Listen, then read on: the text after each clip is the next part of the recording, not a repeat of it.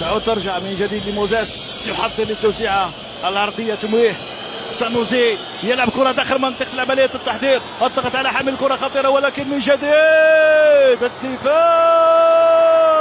وأول أهداف. لا، ماذا هناك؟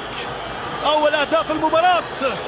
يتمكن اللاعب طارق موفي من تسجيل أول أهداف المباراة للمنتخب النيجيري في الدقيقة 9 من بداية الشوط الأول للمباراة. كان هدف صحيح، سنشاهد كيف كان ذلك. نيجيريا تبادل كرة، بالخطأ محاولة، بالليلي يلعب كرة لإسلام سليماني، محاولة المرور، الكرة مباشرة ولكن خرجت. من هناك محاولة،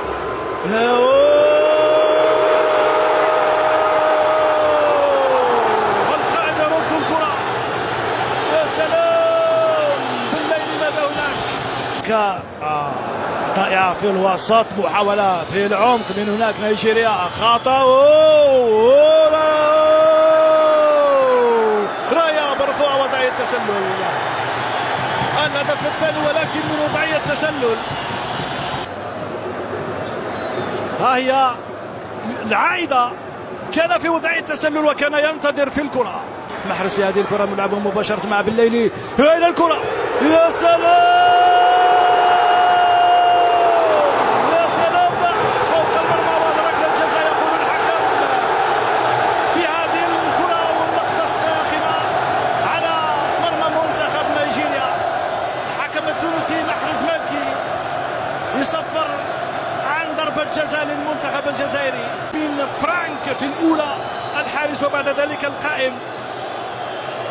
وركلة الجزاء يقول حكم المباراة على بن سبعيني تدخل القائد في تنفيذ ركلة الجزاء. الحارس محرز في مواجهة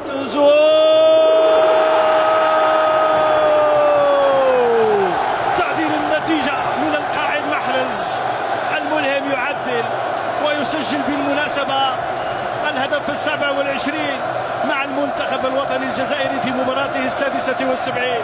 بالليل محاولة المرور، يا سلام يا سلام يا سلام، دفاع الشوط بعيدة.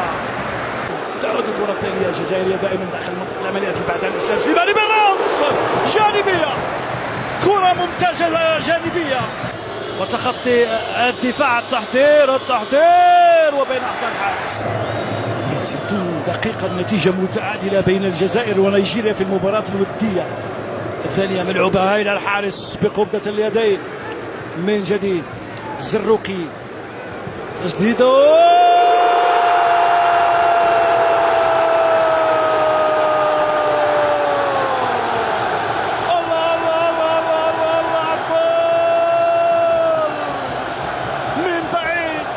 يشعل المباراة ويضرب شباك الحارس أوزو في الدقيقة 61 من زمن المباراة.